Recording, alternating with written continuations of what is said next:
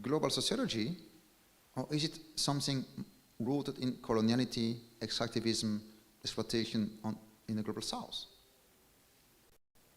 So this is a bit the state sociology criticized from multiple fronts, and I have to say that some fronts, of course, I don't share some criticism, but I share some criticism for sure. Yes, sociology needed to be different, especially when it comes to global.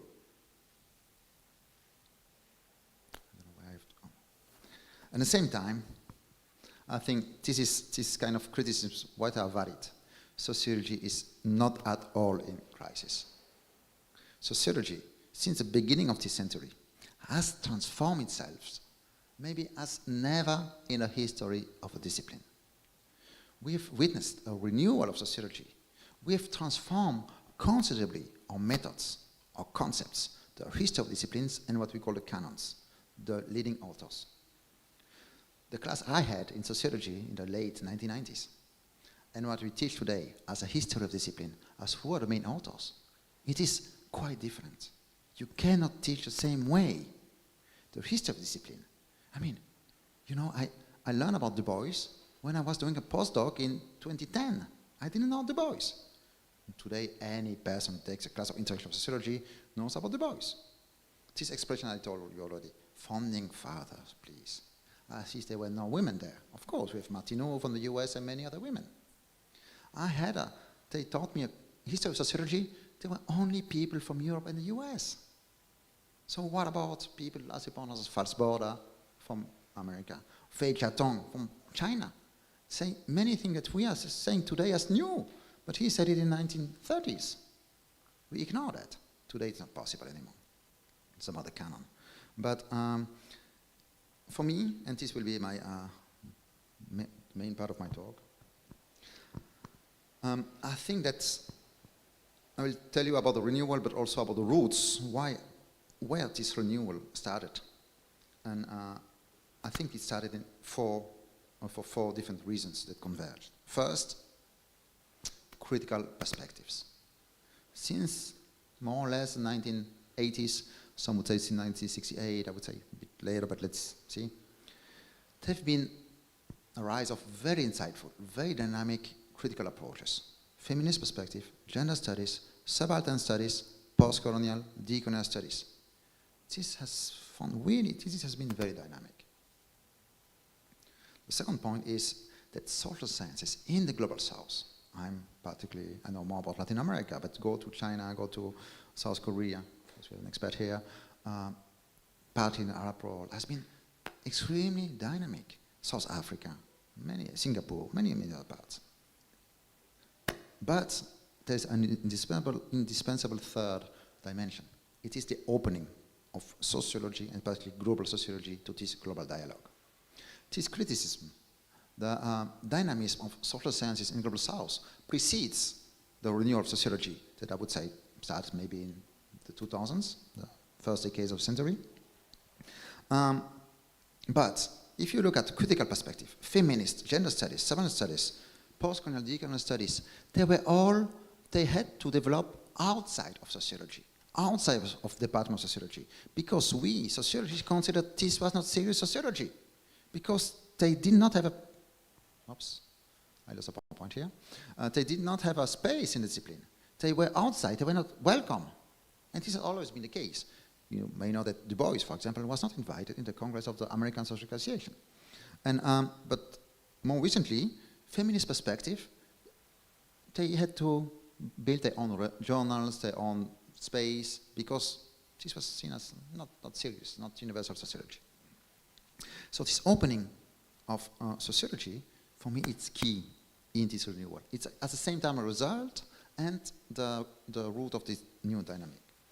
And I have to add one other point, the much stronger presence today of women among researchers. This has had an impact, a deep impact on the way we do sociology. We think about the world, and we think about both the actors and alternatives. I will discuss it. For me, of course, I love global sociology. So I would say that this global dialogue has had a transformative impact on sociology. So of course we have to study how sociology of globalization, global sociology, but also how the global has actually transformed sociology. And here, what we mean by global, by globalization, is the exact opposite by what was meant by global in the 1990s. When I was reading, I started my MA thesis was on sociology of globalization. So I read all the classics, what you used to see as a classics, Beck, Giddens, and all these people. Very interesting, for sure. But in the 1990s, globalization was about expansion of the West. It was modernity, reflexive modernity that was expanded, transformed a bit. This was globalization. For economics, law, we would expand Western democracy, human rights, and to everywhere in the world. So sociology, global sociology, was seen very much as exporting Ulrich Beck, Giddens, Castells, and all these people all around the world. Most of them, Saskia Sassen, maybe an exception, white men. Today, global sociology means the exact opposite. First of all, global sociology means challenging Eurocentrism. If you want to make any kind of global sociology, you have to see which part of this sociology is Eurocentric. You have to, global sociology today is a dialogue with other parts of the world. It is not, I will argue about that. It is not to throw the baby with the water of the bath. It is not about saying everything that has been done in Western society is bad. No, no, no. This is, no one says that, only the false criticism of the decolonial perspective. No, it is a dialogue. I would say, it was not here, but I discussed it in one of the articles in Global Dialogue. Global sociology is something intellectual, but it's also something personal. It's an opening to different culture to try to understand something together. This is crucial. And so, and in that too, the ISA, International Socialization, had a key role in that. One of my predecessors that we forget too much in the Western world because he was Indian, the only Indian man, which is not normal. T.K. Uman, still alive today. In 1992, he wrote a very important piece on the fact that internationalization was actually against Americanization. At that time, called about Americanization more than Westernization. This is crucial. To say that to globalize sociology doesn't mean to expand only Western sociology everywhere. No, it's something else. He wrote in 1992. Of course, then another Indian, Chakrabarti, wrote his famous book and quote, Provincializing Europe. Basically, for those who don't know it, it's more complex, but it's to say, Europe is an important part of the world, but it's just one part. So we have to dialogue with knowledge, with forms of sociology, with sociology from different parts. And take into account a very important contribution of Europe in that.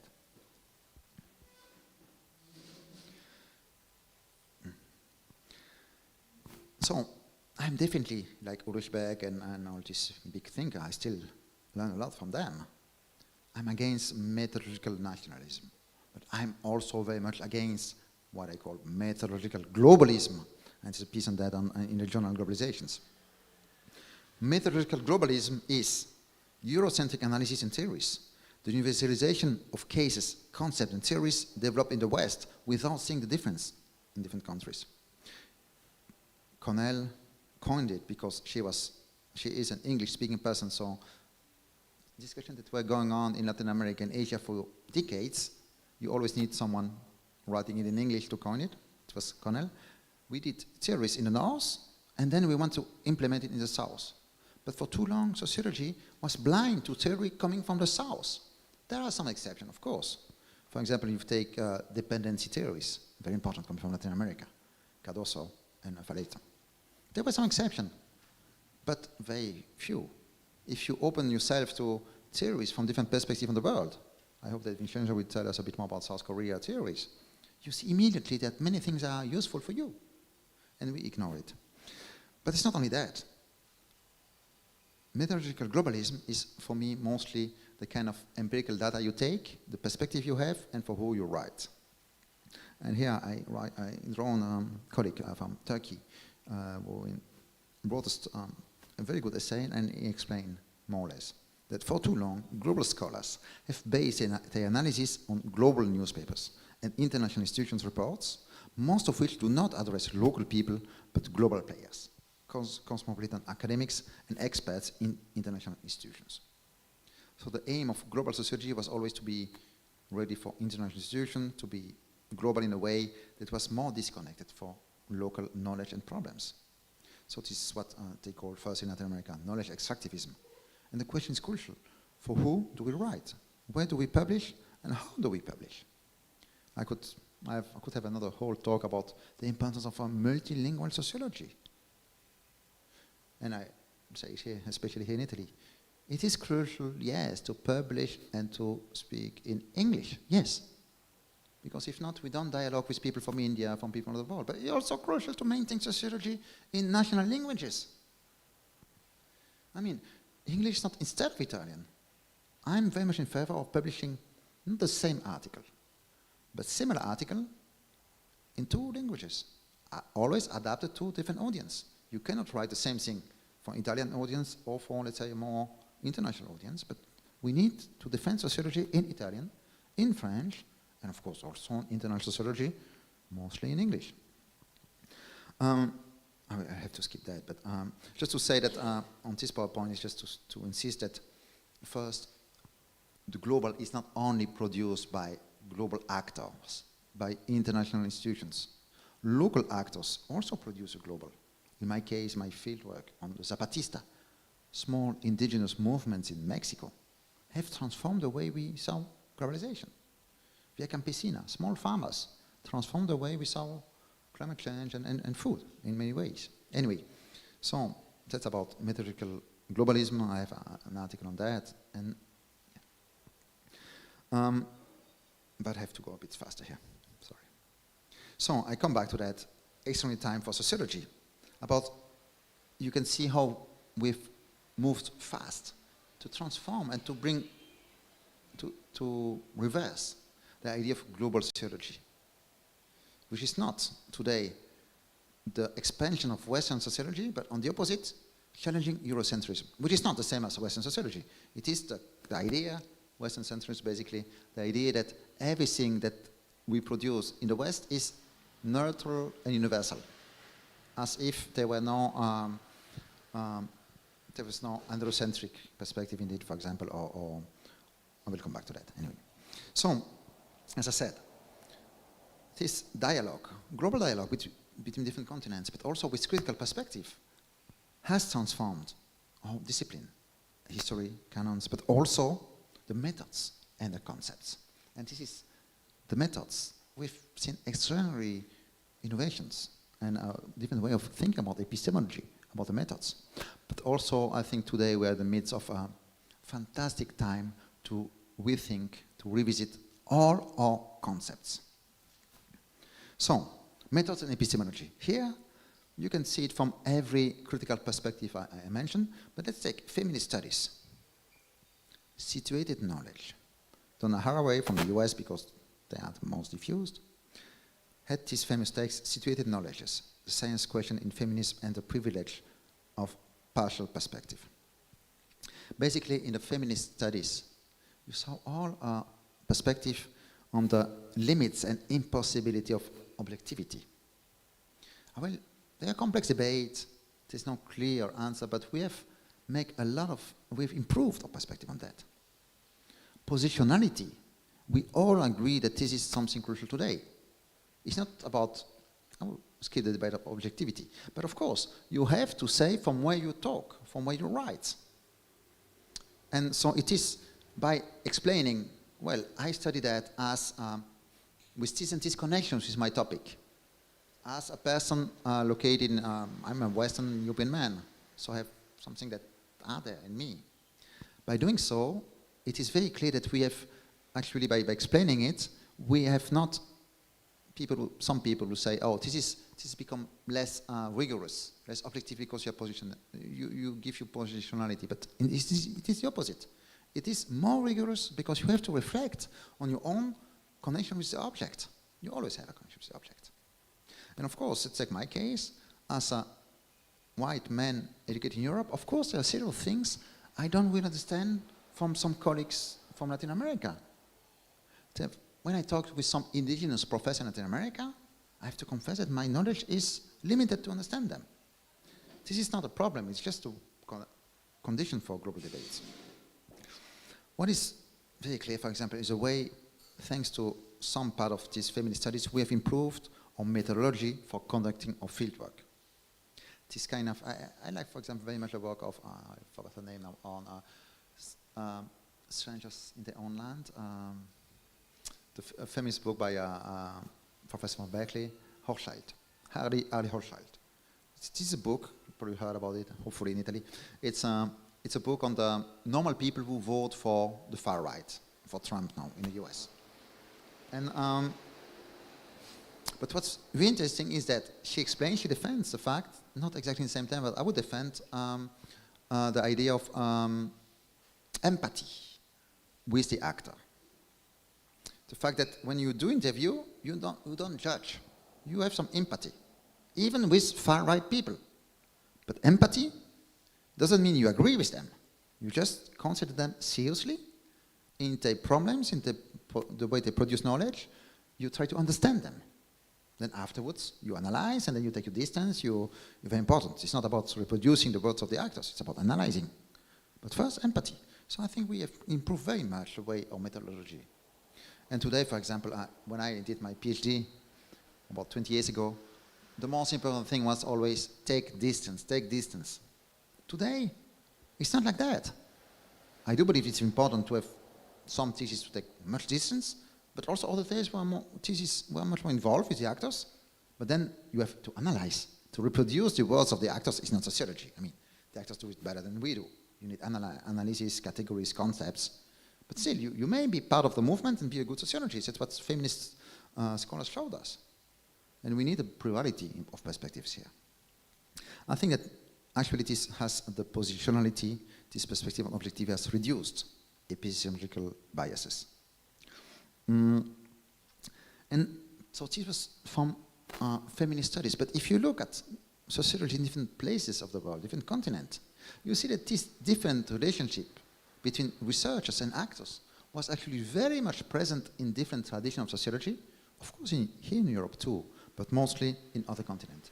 Latin America, I mean, I think everyone who studies sociology should read some text by Orlando Falsborda from Colombia. He had this idea of participatory action research, basically building knowledge with the actors, not on their own words, but with them, taking seriously the actors as co-constructor of knowledge. Co-constructor doesn't mean that sociology doesn't exist. With the actors. Doesn't mean without the sociologist.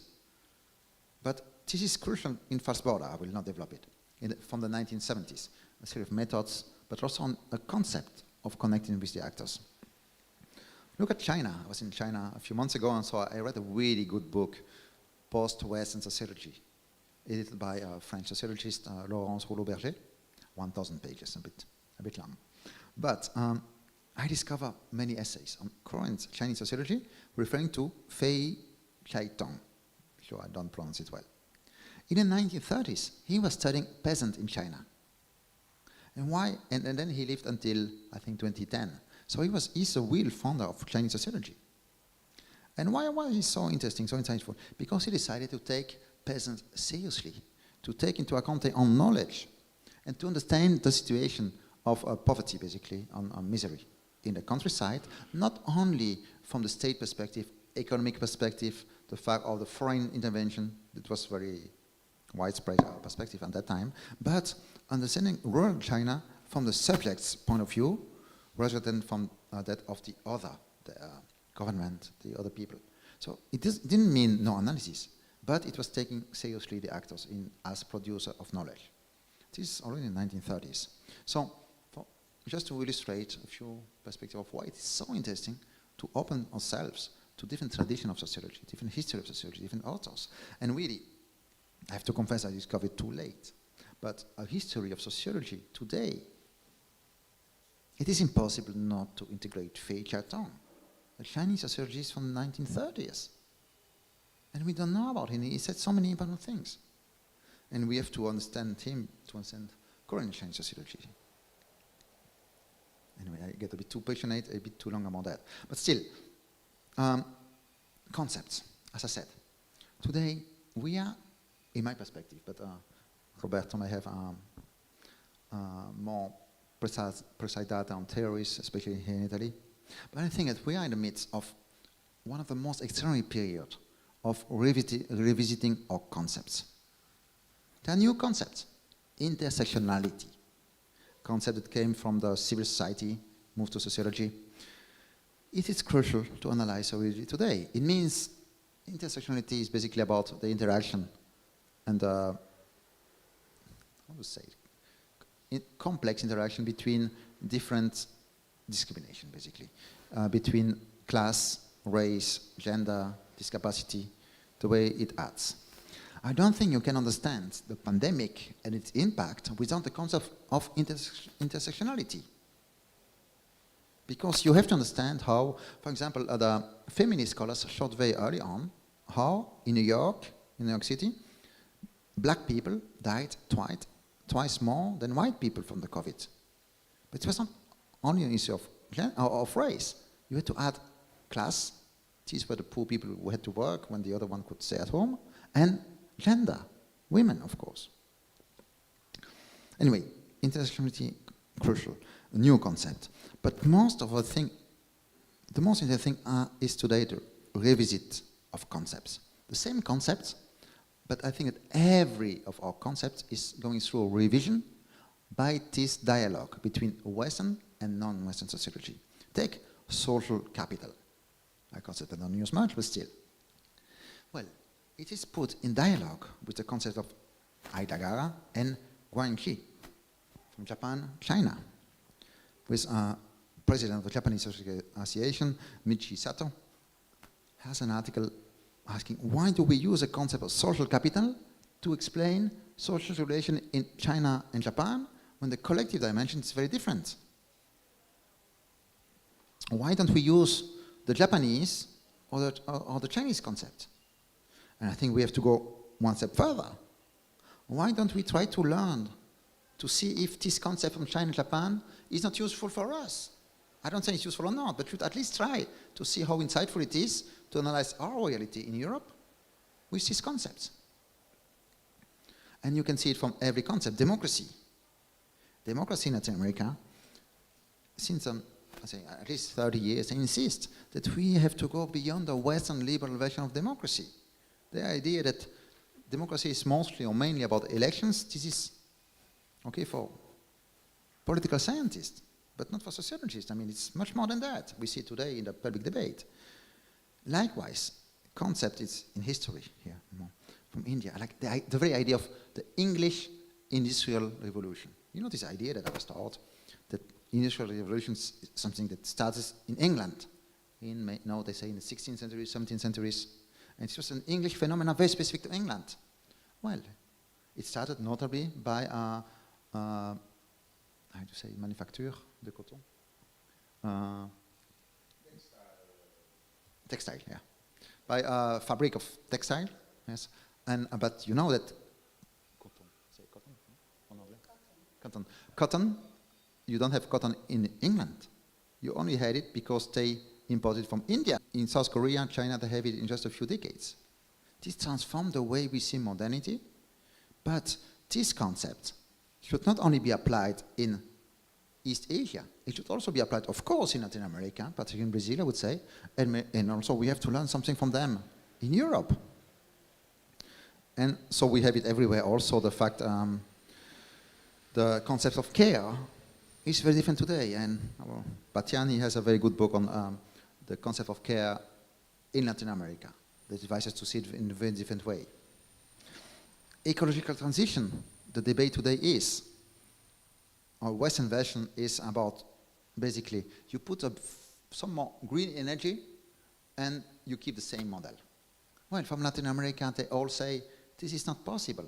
What happens today is not about transforming a few technology. They say we need, in their words, I don't share this word still, it is a civilizational crisis. It is about we have to change the way of connecting with ourselves, with nature, with the world, with the other, to stop climate change and the destruction of nature. To say this is incompatible with the Western model of development, of good life and consumerism. So here we have two different ways. One very Western model to say we change technology, we have a different growth, and on the other side they say no, this is not possible. Well, if you see the temperature in the summer in Europe, you know that we are not on a good track on that. Anyway, the perspective here, without entering the debate, is to say that the idea of ecological transition is totally different if you take into account the perspective, theories, analysis from different parts of the world, and not only from the West. Of course, and I'll for 10 more minutes. So I insist on how lively, how insightful it is to have this dialogue with different perspectives in different parts of the world. Now, this global sociology after the decolonial turn is important, but we should also care about some of its limitations. There's also some threats, some danger in this perspective. Limitation first, we should not idealize actors, analysis, scholars from the global south. It is not like, oh, we are all bad in the West. No, I told you, there are many interesting things in Western sociology that are part of global sociology, and actually maybe more than others, continents. But we should not idealize everything is done in the South. This is something that was written at the very beginning of this decolonial perspective by the authors. Castro Gomez, one of the founders of the decolonial perspective, insists on the risk to idealize indigenous people, idealize indigenous theories and perspectives. No, it's not about idealizing. Pablo González Casanova in Mexico in the 1960s wrote about internal colonialism. That colonialism is not only something by colonial state from Europe, it's also about how the elites reproduce forms of colonialism, racism, other things in their own society. So they are not, it's not, oh, bad people in the West, good people in the South, not at all. This is not all what is said. And there is a limitation that is very problematic. In some cases, we'll talk a bit more about Brazil. This idea that because there still is domination by the West in general, but also in sociology by Western scholars and mostly white men, as me. Then there's a reaction by some students, mostly I would say, some researchers maybe, in Brazil, for example, to say, I will only read or use people with the same status.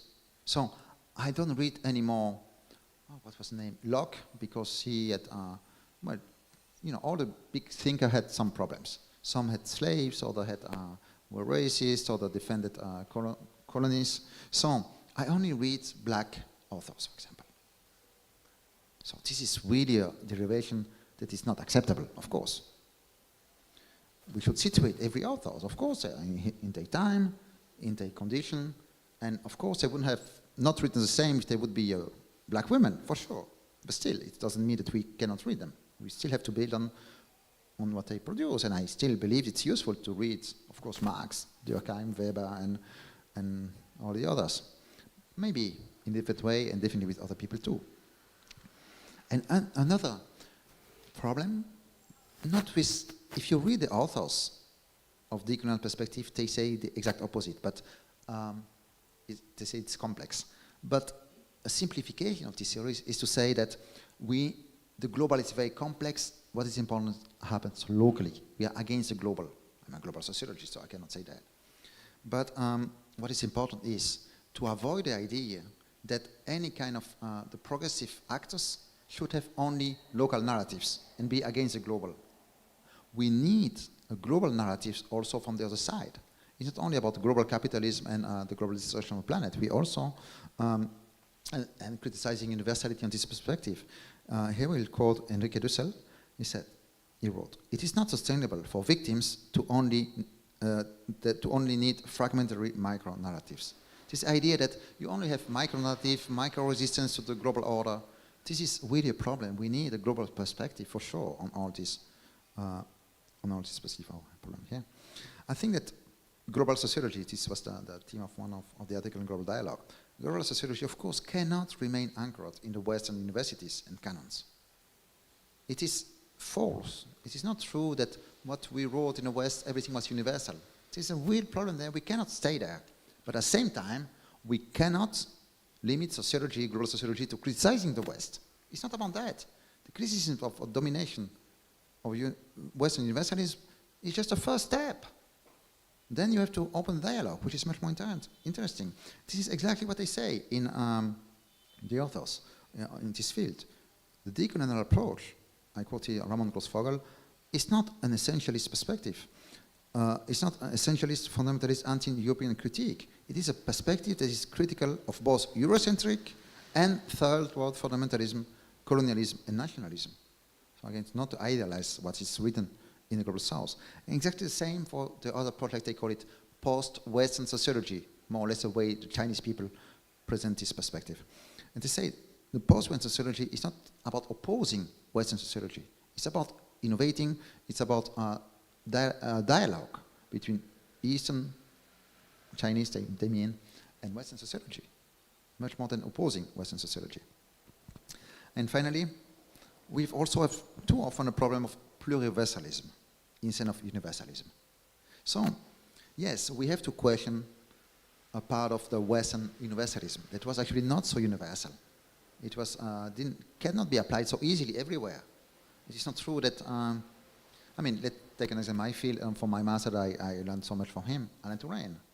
He had this perspective, I think, well known in Italy, about new social movements. He said basically that after what he called the old movement that were focused on redistribution, capitalism, economy, they wanted basically to have, well, you know, the old social movements, unions and all things. After that, there were, as he said, movements that focused on identities, feminist, students, ecology, values. We moved from interest to value. Look at it from Latin America. This doesn't work at all. There was no new social movement like that. If you take the Zapatista that Touraine took as a new social movement, he said, okay, it's about dignity, indigenous people, all that. Zapatista, the first two books of statements were only about capitalism that was destroying their lands. So the idea of new social movement is deeply rooted in Europe, actually, in the West. Actually, even doesn't work in Europe, because if you have a new look at this so-called new social movement, you see that, of course, it was about identity, but also about redistribution. It's also about inequalities. Anyway, so this is one of the concepts that's very much rooted in the Western perspective, and we have to question. But the other issue is, how far should we go to say, oh, I would like to develop sociology only based in my region, in the Filipino sociology, in Chinese sociology. And we will have a split of different sociology. This is a big problem too. Relativism is a major issue, and parochial localism too. We have a tendency to develop sociology different in every region, and Latin America is very strong. I learned so much from them. But we need a global perspective. One simple reason. Pluriversalism, meaning there are many different universalism. We don't have a pluri-planet, a pluri-Earth. We only have one planet, and we have to share it. So if you believe that, oh, whatever do the Chinese should do their way, they should do their way, of course, we are deeply interdependent of whatever happened in China, just for global warming, or for many other things. So likewise for sociology. Once again, this is exactly what people in this decolonial perspective wrote. Akil Bembe from Africa.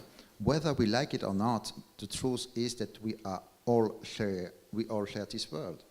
This is in his book on the Black Reason. All the book is about saying how Africa should develop its own perspective. But his conclusion to say, we are on the same planet. Aimé Césaire, I won't quote him, but said the same. I believe in the importance of exchange, and exchange can only take place on the basis of mutual respect. It's not about having our own black philosophy. It's about a general perspective where we are of which we are part of. So, to finalize, sorry I was long, I'm a sociologist. So, of course, people criticize me, rightly, sometimes. But one of the main arguments is, this is a normative project. What you want, they tell me, is to have a more democratic sociology. This is a different perspective, they say. It's about, democracy is important, but in politics. So sociology is a science, they say. I believe sociology is science, by the way. But they say sociology is science, what matters is the quality of sociology, whoever writes about it.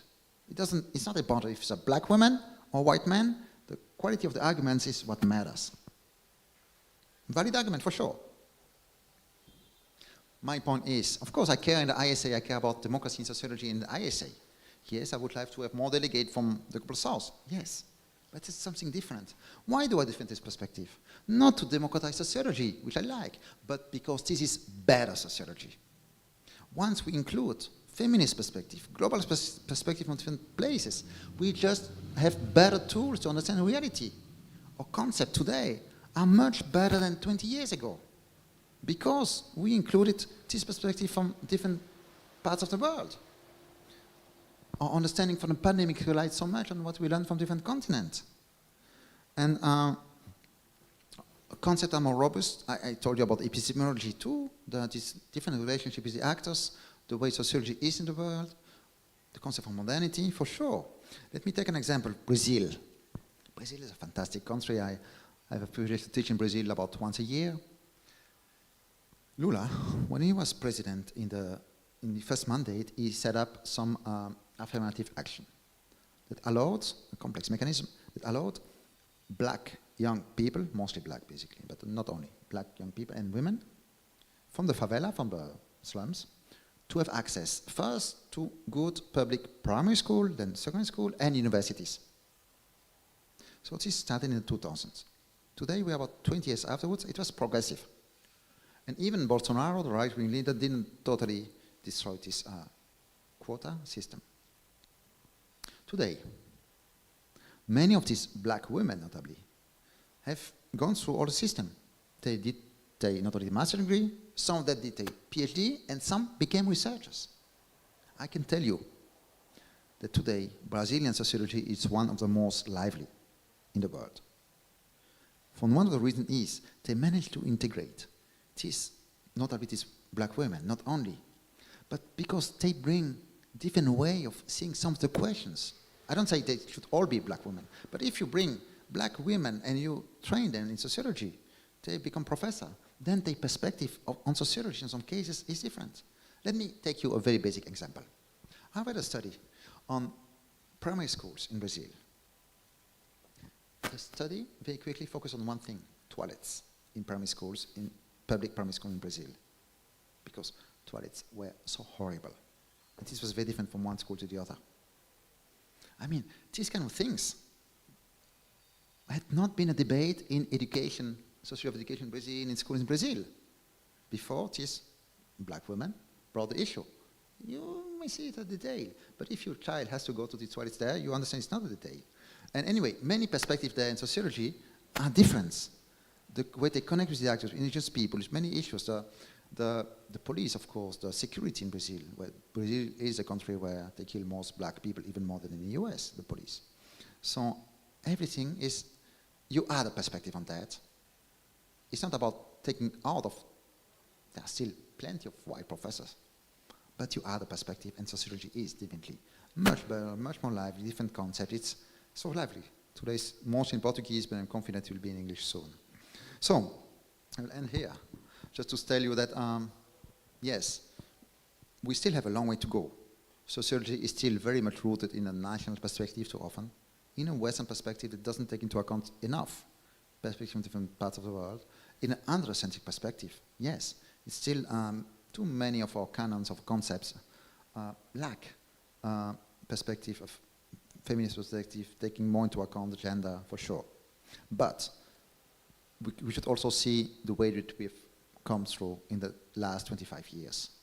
We have really deeply transformed our discipline, and I would say thanks notably to the opening of sociologists, of global sociologists, to different dialogue, and to our capacity to question most of our concepts and to be open to difference. This is why, of course, I'm worried about the situation of sociology today. I would say most of the problem I see it, the attacks from the outside. I see a very vibrant discipline. I had very fortunate to go to many national congresses.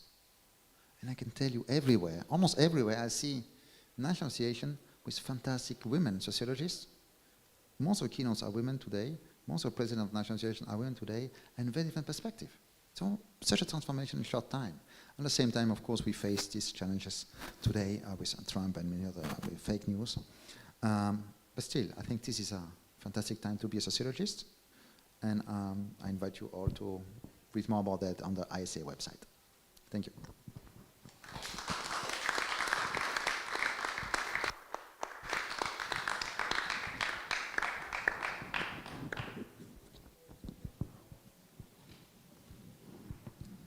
Allora, immagino che l'inglese vi abbia facilitato un bel po', quindi riprendo giusto una serie di concetti del lungo, diciamo, intervento del professor Player.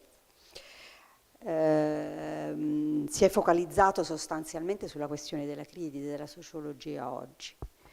Che cosa ha evidenziato? Oggi si parla di crisi della sociologia.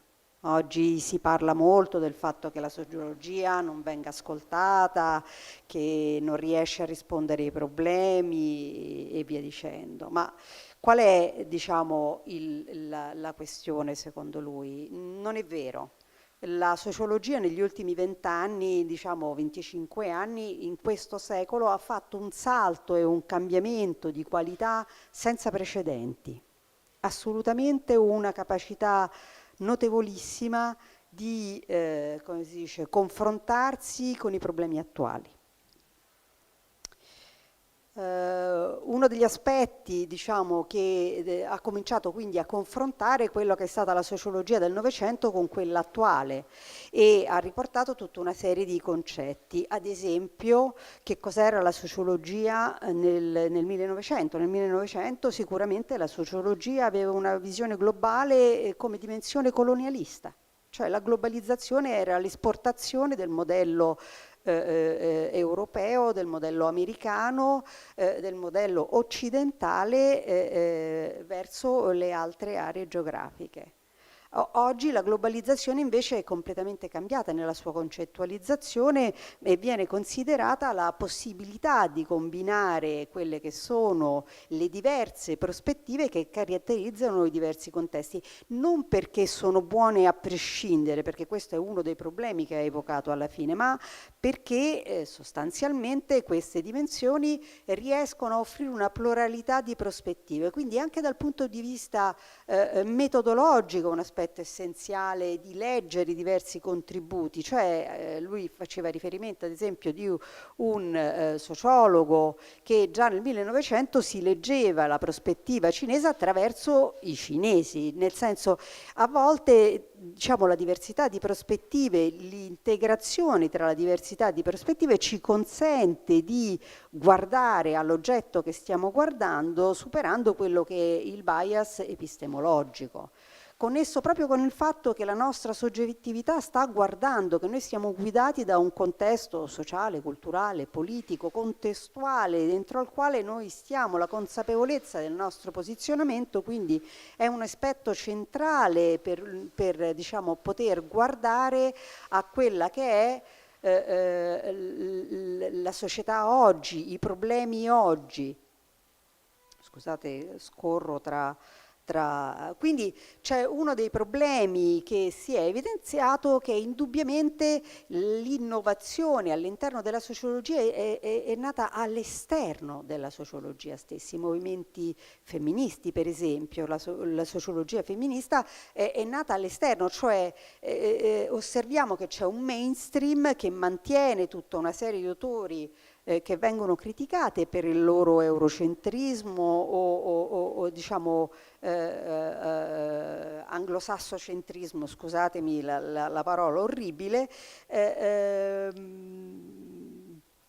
perché, come posso dire, le innovazioni sono nate all'esterno perché sono state rifiutate. Eppure attualmente i concetti che questi nuovi filoni, come quello per esempio del femminismo, e la loro capacità di portare nuove visioni, nuove intuizioni sulla nostra società sono enormi. Quindi forse uno dei problemi che dobbiamo affrontare nel momento in cui guardiamo alla possibilità di globalizzarci è proprio questo aspetto di comprendere come in realtà c'è stato diciamo, è necessario integrare e includere una diversità di prospettive perché per esempio concettualizzano la visione, il problema da altri punti di vista, e qui ha fatto tutta una serie di esempi legati a autori indiani, cinesi, giapponesi, sudamericani, africani, per far vedere come in realtà concetti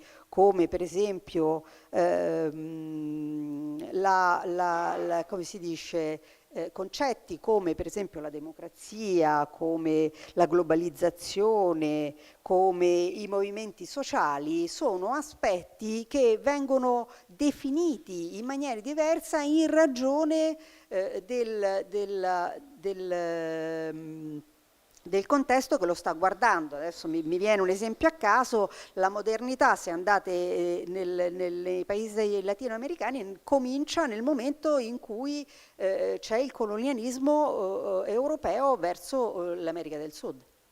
Quindi la possibilità di definire i concetti e di comprenderli deve essere in qualche modo riguardata all'interno di una molteplicità di prospettive. Il pluralismo e la democrazia, cioè la possibilità di utilizzare la molteplicità di prospettive, la possibilità di leggere non soltanto autori europei o anglosassoni, ma di leggere autori indiani, di leggere autori giapponesi, cinesi, per comprendere e per avere una visione del mondo meno eurocentrica, meno locale, meno relativa in qualche modo.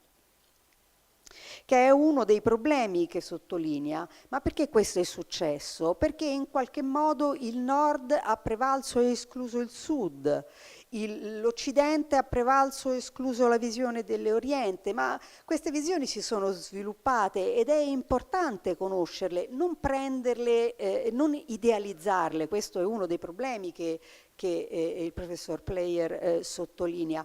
Nel senso, non è necessario idealizzare e prendere per buono, ma confrontare, far dialogare le prospettive, nell'ottica che viviamo tutti quanti in un unico mondo e quindi è necessario, come posso dire, integrare, dialogare, comprendere la molteplicità di prospettive. Ed è per questo motivo che il professor Player sostiene che non è vero che stiamo in un periodo di crisi, ma stiamo in un periodo di grande cambiamento. Ancora del cambiamento è necessario farlo, diciamo, comprendendo il nostro passato e la necessità di non fare fuori la diversità delle prospettive, ma di riguardarle nella loro capacità di portare degli insight, delle visioni, delle comprensioni del mondo, della società che ci possono essere utili.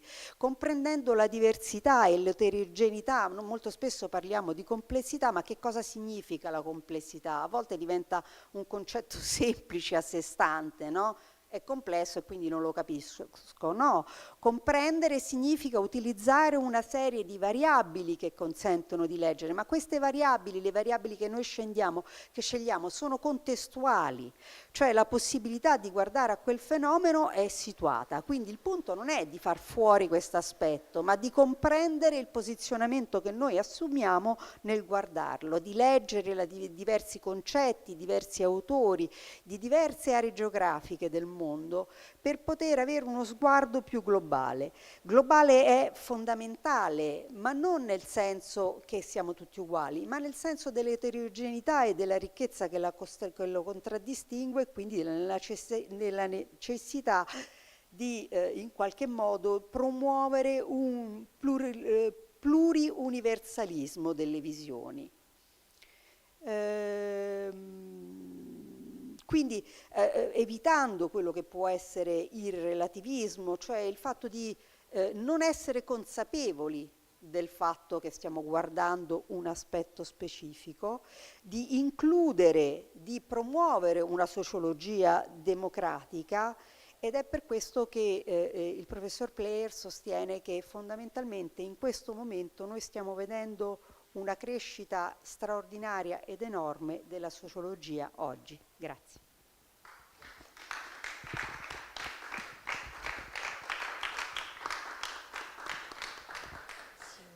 Ma io Trovo straordinario l'intervento di Jeffrey Players. Perché? Perché permette al mio vissuto esperienziale di ricostruire la stessa storia della International Sociological Association attraverso tutta una serie di momenti e uomini e donne chiave. 1990, Madrid, torrida, 40-44 gradi, senza aria condizionata nelle aule, ma ancora più torrida è l'aria che si respira all'interno dell'ISA. Scontro colossale tra Salvador Giner, esponente spagnolo, sostenuto dalla stampa, e T.K. Ullman, esattamente il sociologo indiano che ha citato poco fa Jeffrey. Vinse Ullman. Per me, nella storia dell'ISA, quello è il vero turning point, perché a partire di là cominciò la de-westernizzazione nella International Sociological Association, confermata anche dall'altro. Ed arriviamo ad oggi, a Jeffrey Players, sì esponente del mondo occidentale, ma di grande sensibilità nei riguardi non dell'altro generico, ma di un altro ben individuato, l'altro della Sud Corea, l'altro della Cina, l'altro del mondo latinoamericano che lui conosce benissimo. E allora, vedete, abbiamo una figura anche fisicamente riscontrabile che ci fa capire come al cambiamento delle società è subentrato anche il cambiamento della stessa Associazione Sociologica Internazionale. Anzi, ti vorrei suggerire di promuovere uno studio in questo senso, perché questo aiuterebbe molto la linea che tu hai sostenuto qui oggi. E l'hai sostenuta a ragion veduta, perché qui mi spiace ma la maggioranza è maschile. Dovevamo fare i conti con tutto quello che è avvenuto grazie al femminismo. Il femminismo ha fatto cambiare le metodologie. Il femminismo ha riportato l'attenzione ad alcune grandi sociologhe del passato che erano state del tutto accantonate. Anche qui in Italia ha appena pubblicato un bellissimo libro, la Milena Gammaitori, di una storia della sociologia dove le donne sono presentissime. Presentissime. Dunque una nuova realtà. E donne presentissime in generale nell'associazionismo. Rabat, credo che possa essere un esempio, lo stesso Porto, la presenza femminile era notevolissima, l'abbiamo notato, l'abbiamo riscontrato. E però io credo che vada apprezzato anche il fatto che Jeffrey Players ha colto tutta una serie di segnali a 360 gradi. E vorrei precisare, a Francesca è sfuggito ma mi permetto di sottolinearlo, che Jeffrey sostiene non la pluriversità, perché ha ricordato il mondo è uno, non ne abbiamo tante, non andiamo su Marte. Qualche settimana fa ho assistito ad una conferenza di un astronomo il quale ha addirittura trovato un pianeta di Giove dove noi potremmo forse andare a vivere tra migliaia di anni. Ma al momento abbiamo questa Terra e con questa facciamo i conti. Ci ho detto, io avrei tantissime cose da aggiungere, ma mi fermo qui perché non è giusto togliere la parola a voi. Allora è il momento del dibattito. Dopo il dibattito poi faremo un breve intervallo. Prego.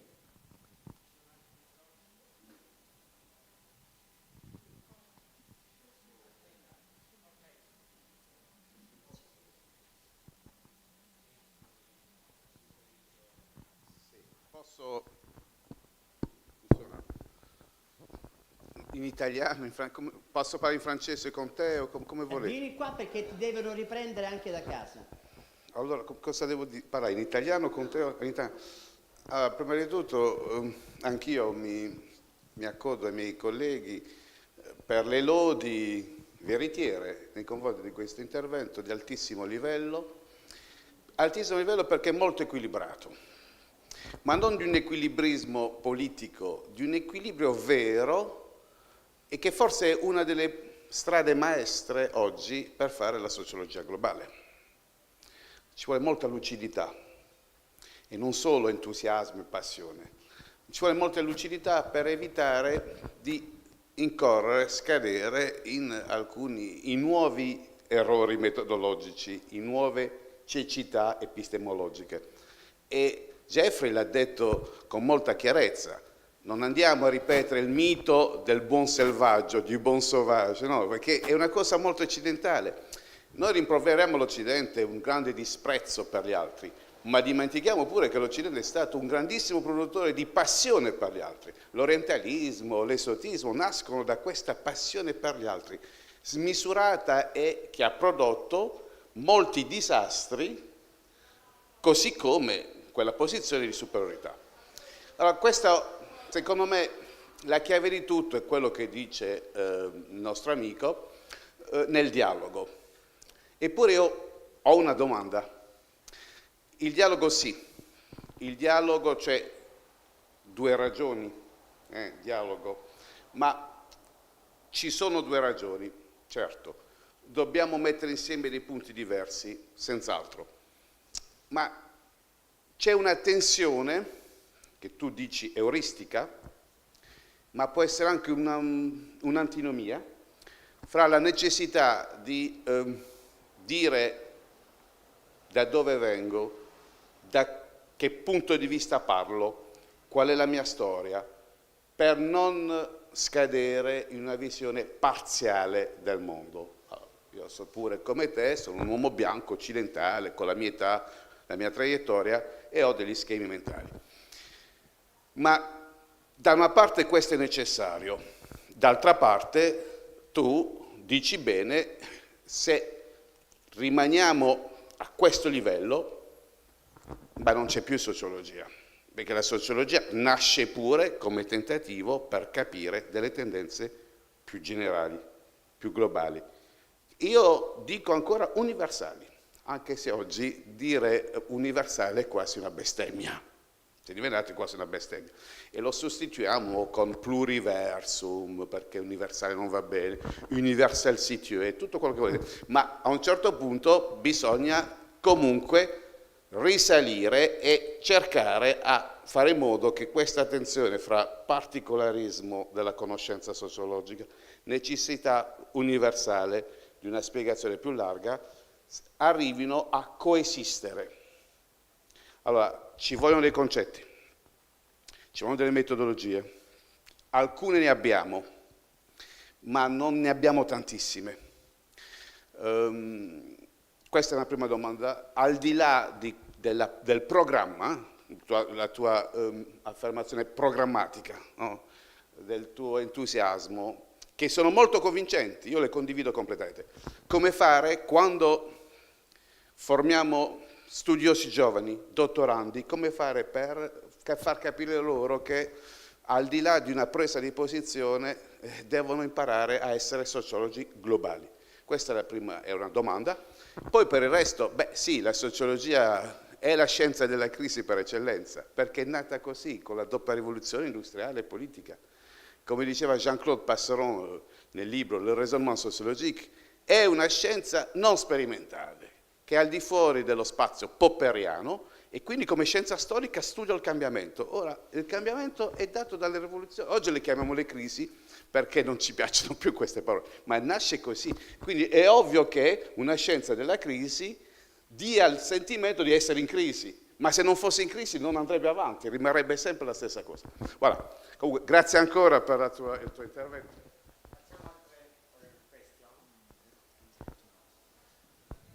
Ok, intanto colgo l'occasione per salutare il collega Paolo Diana che ci è venuto da Salerno a trovare proprio anche visto la qualità livello, abbiamo anche Veraldi che salutiamo.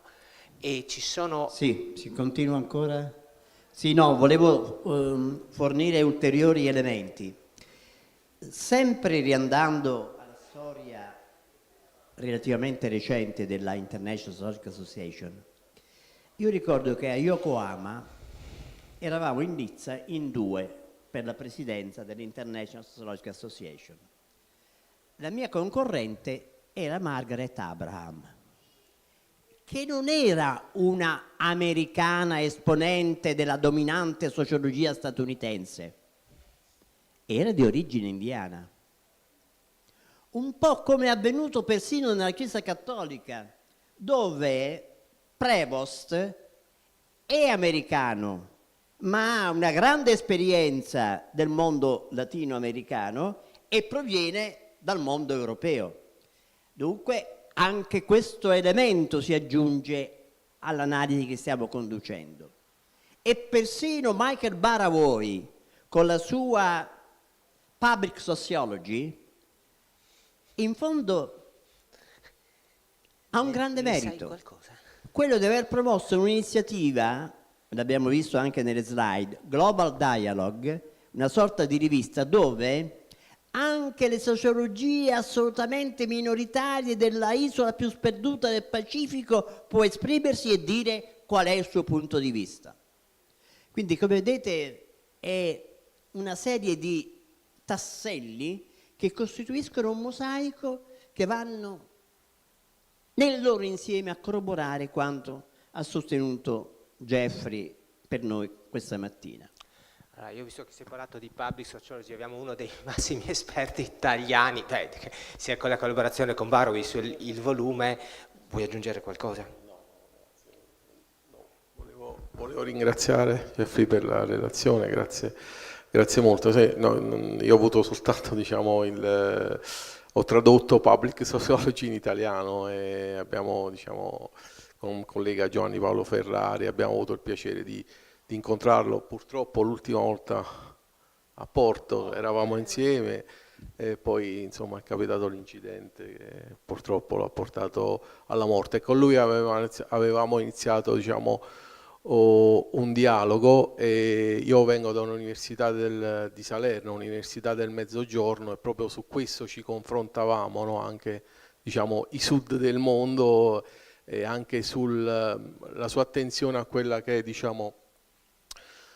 l'accademia, cioè l'insegnare, no? Quello che diceva anche Vincenzo, ai giovani altri modi insomma di fare ricerca rispetto ai contesti che viviamo. Pensavo per esempio al tutto uno studio che stiamo facendo sulle aree interne, no? della Campania, del Mezzogiorno, quante cose potrebbero essere, no? recuperate e molte volte non si è data voce, no? Anche a questo tipo di ricerca sociale. E nulla, è soltanto una considerazione, insomma, e aspetto anche le risposte di Jeffrey. Inviterei anche i corsisti a prendere parte perché sono occasioni irripetibili. Sì. Allora io volevo fare una considerazione anche in conseguenza alla precedente considerazione. Valerio Greco. Confermando in realtà il fatto della la presenza della crisi che sia fondamentale, no, nel far procedere le discipline. Se non ci fosse crisi saremmo sempre fermi sugli stessi concetti. Però ecco, a sostegno di questo tipo di visioni, di questa introduzione anche di concetti come il pluriversalismo, io credo che per avviare anche il cambiamento c'è bisogno di qualcuno che lo inneschi questo cambiamento, e che i cambiamenti poi in realtà avvengono con il tempo, piano piano. Vediamo ad esempio a livello storico, ci sono state rivoluzioni che magari sulla carta hanno portato tanti cambiamenti, ma poi a livello culturale ci vuole molto più tempo. E l'abbiamo visto ad esempio in America con le persone nere, con il continuo delle persecuzioni, anche nonostante sulla carta l'aver guadagnato un certo tipo di diritti, ma banalmente, anche in modo più banale, io studio i videogiochi e credo che nell'immaginario ci siano tante risposte a questo tipo di questioni, diciamo, di domande. E semplicemente, ecco, i giochi che uscivano in Giappone negli anni '80 arrivavano in Italia con anni e anni di ritardo, in Italia, parlo in Italia, ma intendo in realtà in Europa e nel mondo occidentale, arrivavano con anni e anni di ritardo e arrivavano con riadattamenti. Oggi queste cose sono sparite, i riadattamenti non ci sono più, o comunque in minima parte, e quasi perde di senso riadattare, venivano riadattati nomi di personaggi o venivano riadattate, non so, argomentazioni e trattazioni di temi. Quindi credo, ecco, che questo tipo di cambiamenti necessitano di molto tempo, come ad esempio anche nel pensiero femminista, che porta tante innovazioni, ma c'è bisogno che queste innovazioni poi si radicano nella popolazione, nello strato, diciamo, più concreto della società. Per fare questo c'è bisogno di tempo e questi temi vanno comunque innescati, e questo tipo di contributi, a mio parere, sono fondamentali per allargare la portata, l'ampiezza del tema. Ecco. Sì, presentatevi giustamente come... Mi chiamo Davor Indeveta, che vengo da Trieste, Gorizia. Diciamo che ho studiato sociologia tanti anni fa e poi ho fatto tutt'altro gli ultimi 30 anni.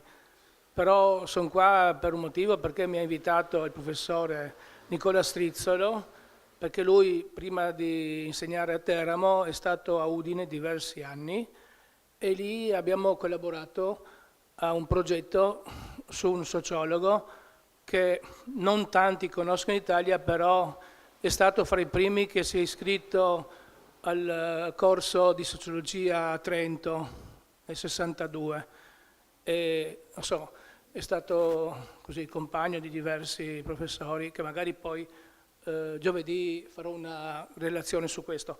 No, ma dato che il professor Jeffrey ha fatto un grande così, excursus, così segnalavo questa cosa, che comunque a Trento in quegli anni, dato che c'erano grandi professori, Braga, no, Barbano, Ferrarotti, eccetera, tanti anche erano in contatto diretto con l'America, eccetera, la tesi di laurea di Darko Bratina è stata una tesi di laurea sulle relazioni etniche, ma la cosa interessante è che lui è partito anche dal concetto di discriminazione da uno studio classico, che qua cito, scusate, An American Dilemma del 1944 di Gunnar Myrdal, o Myrdal, non so come si pronunci.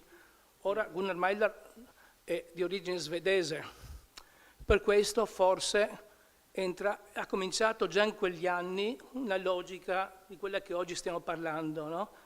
Di guardare, come dire, dewesternizzazione, eccetera, eccetera.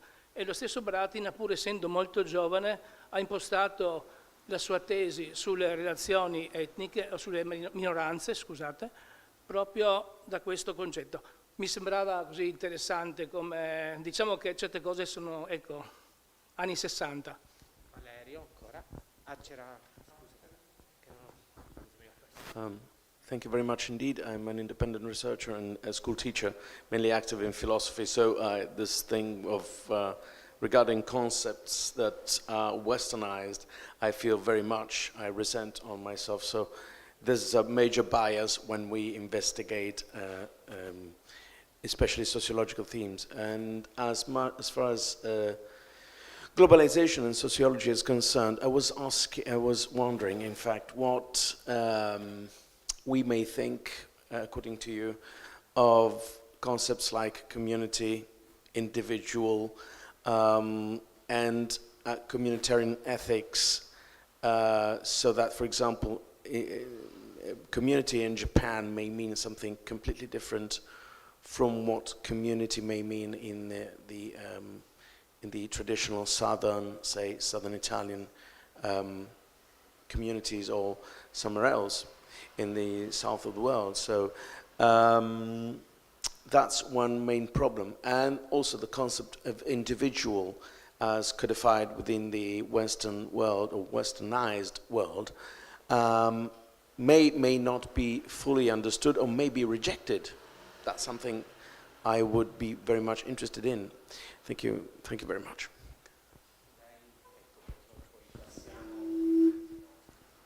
Salve professore, io avrei una domanda. Ecco, lei ha descritto i movimenti sociali in qualche modo non come soltanto diciamo muri di difesa, potremmo così, attori di resistenza, ma anche come motori di cambiamento in qualche modo. Ecco, io sono vicino all'Unione Cattolica della Stampa Italiana, di cui sono presidente della mia regione abruzzese, e ecco, in che modo lei vede qui in Italia, in Europa, l'associazionismo, il terzo settore, e soprattutto in un tempo in cui dominato, come anche lei ha evidenziato, da fake news, social media, intelligenza artificiale, ecco, dove lei individua dei movimenti capaci di smuovere nel concreto dal basso, ecco, e se ne individua alcuni, quali? Ecco, la ringrazio. Sono Corrado Cassani. Io arriverei anche per motivi di tempo alle risposte. Ok, prego. Well, thank you very much for all these comments and questions. Actually, many were more comments and questions. And first of all, thank you very much for the excellent synthesis. Actually, it is very well done, and thank you for very kind comments here. We definitely do have to do this history of the ISA. The ISA is a key actor. I discovered it more recently in this transformation of the global sociology, and very different from the ASA as such. And it's also maybe one of the reasons why the ASA is actually working less with us than they used to. Women was key. I would also say Margaret Archer. The team in Madrid was Sociology for One World, just after the fall of the Berlin Wall.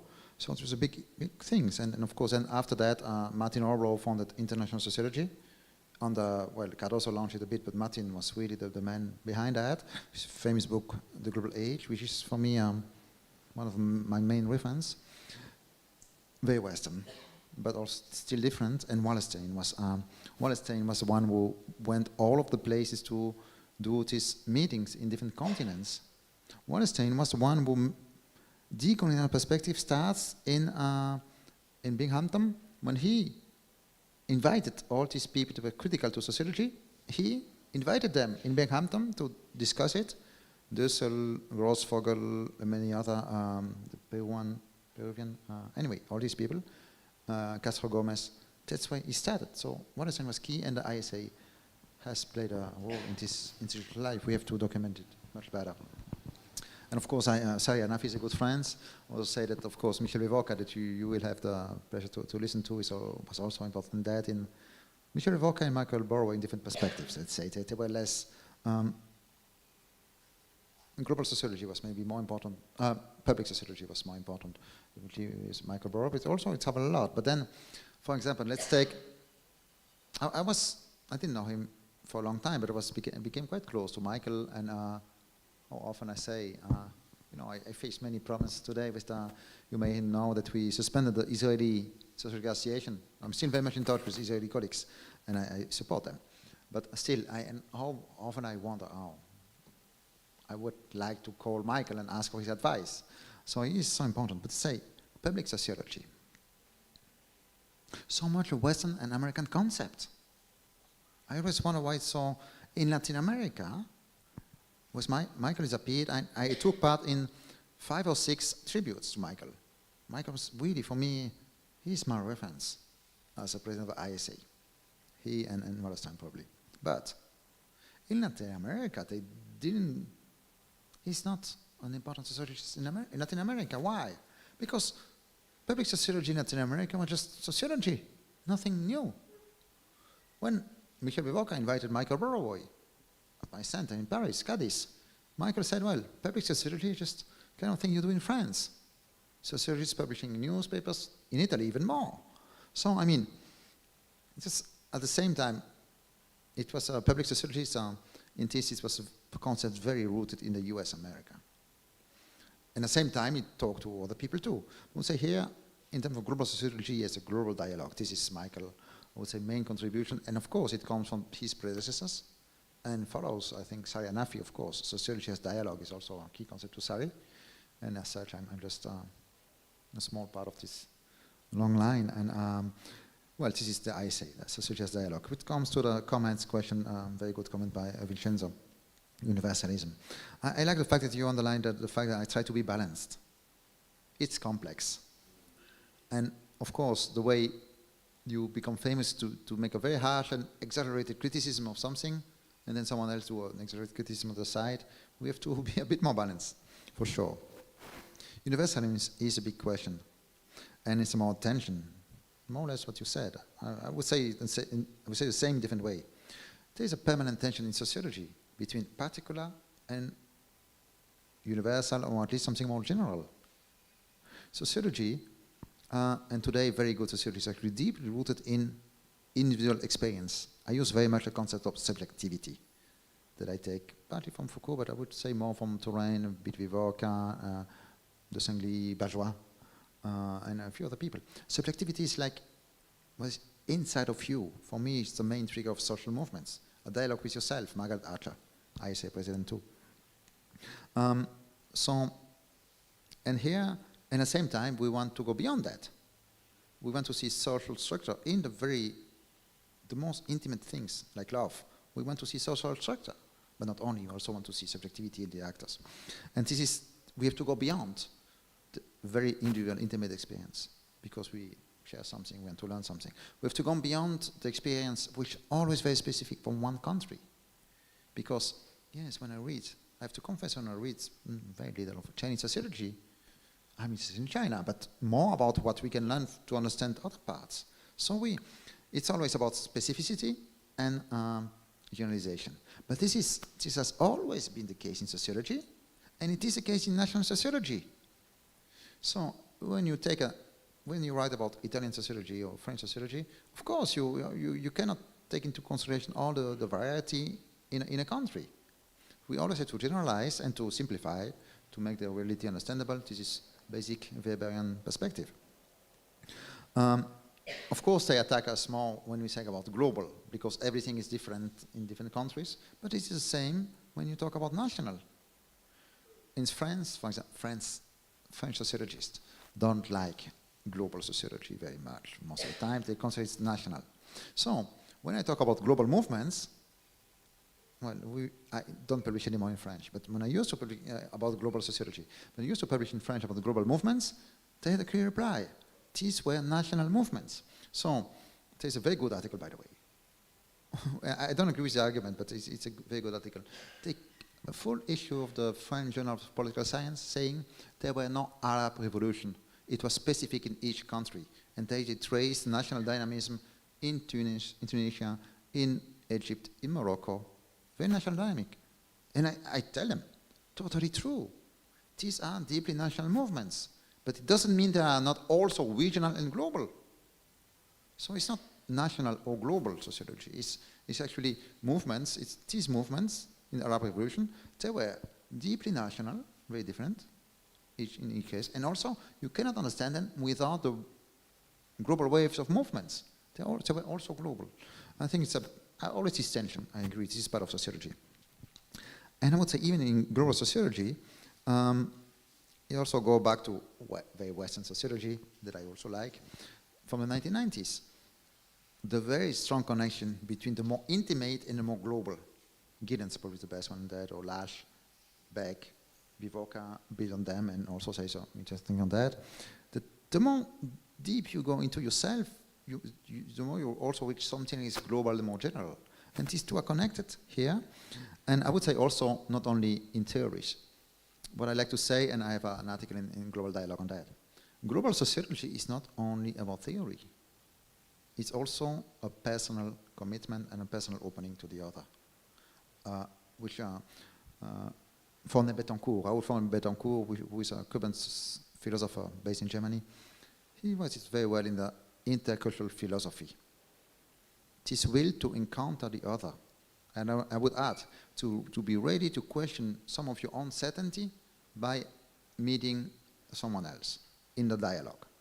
If you're not ready to question yourself, your own perspective, maybe yes, a Western bias, my patriarchal bias. If I'm not ready to question that, then I'm not sure I can really do this kind of global dialogue in global sociology. And actually sociology is always about being ready to learn from the other and to transform yourself, which is something I would partly draw on feminist perspective, but maybe one more step, I don't know exactly. If you are not challenged by your research, is that you haven't done the research deep enough.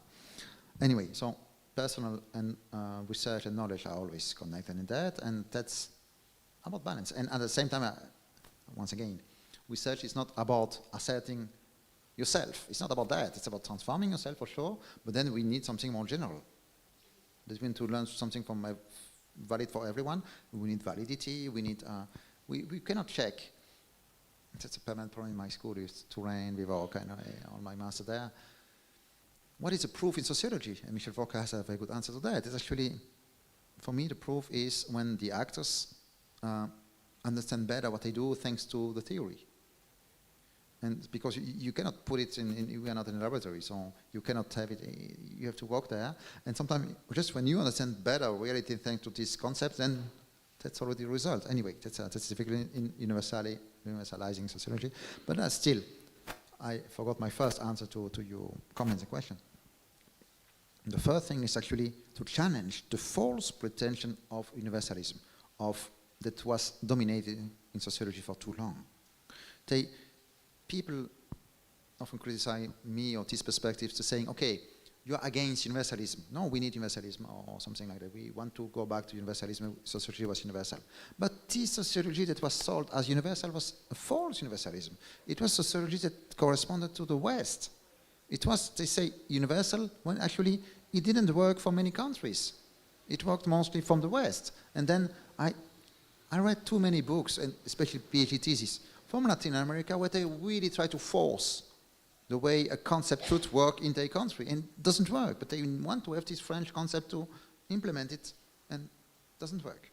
Anyway, so this is, as universalism is complex, but it's not true that before this challenge of global sociology, it's not true we used to have a clear, good universalism. It was actually seen as universalism only because we were blind to too many parts of the world and too many different theories. So that's why I'm not against universalism, for sure not. It's complex. Crisis, change. Well, my first idea was to present part of this book where the argument is entitled, Change is Never Linear. It's about social movements in a polarized time in Spanish. It's available online for free. And but to say that I'm very upset with the concept of crisis. And I will quote a sociologist I only quote in this context, Luhmann, which is actually quite opposed to my Tourainian actor perspective. Luhmann has a very good text on crisis. He said that using crisis is first dangerous, and second, he doesn't say it like this, more or less, it is intellectual laziness. Everything is crisis all the time. And the modern world, says Luhmann, is used to understand itself as in crisis. And so we're always in crisis. And ask sociologists, when I am the history of sociology, tell me when was it a good time when we were not in crisis? When was it? I have this dialogue when I go walking with my father. My father was a baker, so he discovered sociology when I started to study sociology. And I say, okay, he said, oh no, we are in terrible time. Today it's really, really bad. I ask him, when was it good? There's one permanent answer. Most of the time, you will find out it was good when I was 20. This is more or less the case.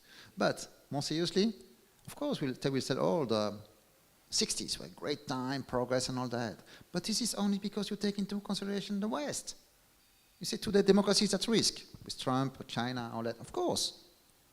But was it better in the 70s? The war in Vietnam, dictatorship in Latin America, dictatorship imposed by the US in Taiwan, in South Korea, Soviet bloc. So of course we are in a very crisis, difficult time today. But that's always been the case, and I think we should I would very much prefer social change, global challenges maybe. Global warming that's a different nature for sure. But still, I mean, crisis is a dangerous concept, I would say. And we have to maybe more to analyze the use of crisis in public discourse, in political discourses, in sociological discourse too. But I mean, there's a complex debate. Public sociology, I mentioned it a bit. And many good comments here. I would maybe jump on the one on, yes. You mentioned discrimination on the issue in the US. What I would take from that is that as soon as you take seriously this proposal of global sociology, there is not only the Western sociology, and you have what Boaventura Santo called the epistemologies of the South, different way of seeing the world and also sociology. Then you discover very fast that these traditions are also in the West. Take France. There is sociological thinking that has been developed, a very insightful one, by intellectuals from the suburbs, from France, from migrant origin. They have been totally criticized, destroyed by sociologists, the power, the government, all that, not only around the General Republic and other people. We may agree or disagree, but this is brilliant, some brilliant essays have been produced there. You look at, for example, you mentioned a bit community. Someone else mentioned communities. You see, communities, of course, I was struck by, I went several times to Chiapas to see the Zapatista indigenous communities, and of course, we have to learn from that. But then you come back and you see actually in the US, there's a very strong trend about sociology rooted in community. Sociology should be useful for communities and in neighborhoods. Different concept of community for sure than the indigenous. But this is also part of American sociology. Look at who are the president of the American Sociological Association. They are all against the mainstream American sociology, and they all want a sociology that is more useful for communities. So you see that it is not about saying, as I said, it's not to say that everything that we learn from the West is bad. No, of course not. But it's also to say that the only alternative perspective comes from the South. As soon as you open a box, you see it everywhere. You see alternative perspective that has been invisibilized in Italy, in France, everywhere, and also other way of thinking. I mean, everyone can mention now some women sociologists or authors that we discover. And so on that, this makes me optimist, because a key point, I think, in the renewal of sociology, new energy do we have in sociology, is the opening the sociologists we have today. We are far more open than before to different perspectives, and this is why we rediscover serious authors. So we may, and that's what my feminist friends do most of the time, we may complain, oh, they are not present enough, we should have known them much before, they should be there. But I would also say, oh, if you see that they are missing, this is already a huge progress, because before they were totally invisible, and it's society much more open today. And finally, on social movements, I think that precisely the concept of social movements has changed very much, and again, that's the topic of the book, and should change more. There's been too long a focus on protests, on governments, on political changes. Social movements about much more than that. It's not about Marcos, subcomponent Marcos in Zapatista said, it's not about changing politics, it's about changing life. And the cultural aspect of social movements is much stronger, but also all the movement solidarity economy are crucial in social movements and have been too much forgotten by the mainstream social movement studies that focuses on a much more political perspective, a restrictive political perspective on social movements, on protest, and on things you can count. You can count how many protests are on the street. You can see the new law. You can see the impact on the next election. But when it comes to cultural change, it takes a long time, and it's difficult to trace it directly. And I always take as an example on France. 1968. I don't have to tell here what was May 1968, but someone may recall June 1968, the largest electoral victory of the right since the war. And this was seen as invalidating the defeat of May 1968. Today, who cares about the electoral victory of June 1968? No one. it didn't really have an impact on France, while the movements of May transformed the values and the country. So this is, I think that's why we need a different perspective on social movements today. Yeah, thank you.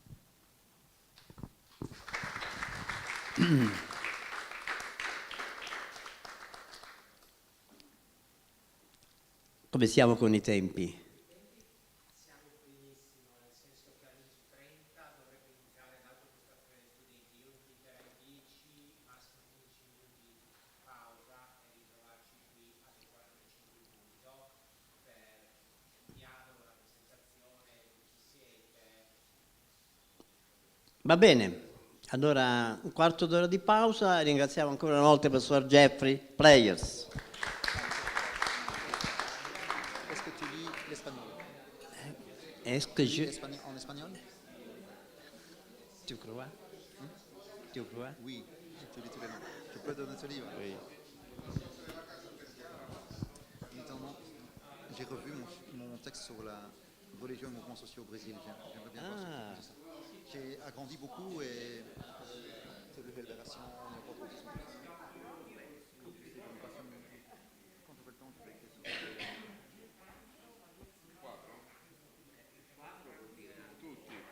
Tutti quanti? Tutti quanti, siamo il quadro. Per favore venite di qua e facciamo una foto con il Presidente.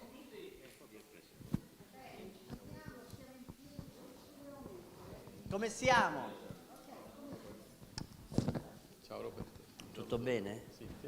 Che bello vederti. Grazie. Puoi andare, guarda, quella è la porta, se non mi vuoi vicino. Ma perché state di là? Qua, tutti qua. Ma vieni. Here, come on. This way. Però Antonio e Umbretta, potresti cortesemente farci la foto? Ma così sì, ci ma sono sì. tutti, molto cortesemente, grazie. No, Antonio, Sì, vieni Giuseppina, escluso dalla foto. vieni. So che sei un mago di Photoshop, ma vieni qua. Va sul sito questa, Va sul sito. Vieni qua. Oh, che bello. No, state così, dai. Ma no, siate alti per la vostra reale situazione. Va bene così, fermati. Grazie. Professore, poi la invio a lei così poi le fa... Come si chiama di quello? C'è Davor in Veneto, tanto piacere. Io sto a Trieste, però sono goriziano. E cosa insegna sociologia? Insegno sostituito di corpo. Pensavo fosse ungaro. No, ungaro non ha sostituito di corpo. No, guardi, per la sintesi, è stata complimenti per la sintesi. Ma guardi, un po' di materiale,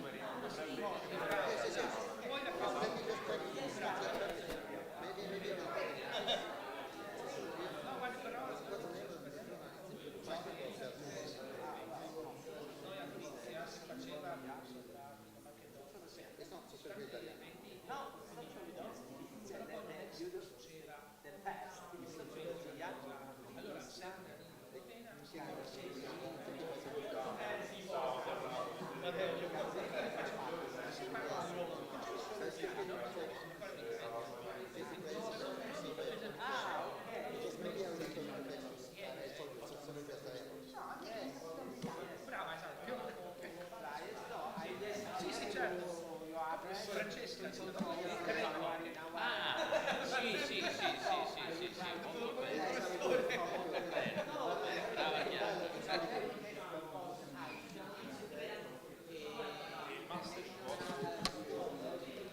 Non c'è. Io vado a Ghetto.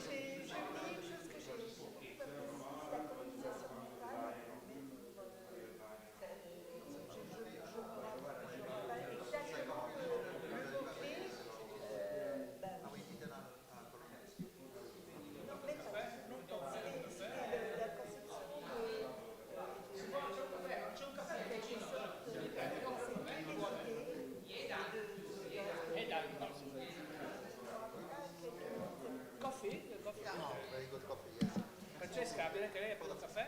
Vengo a prendere... Sì, che poi, guardi, manca 5 minuti in teoria. Teoria. Beviamo il caffè. In teoria. Sì.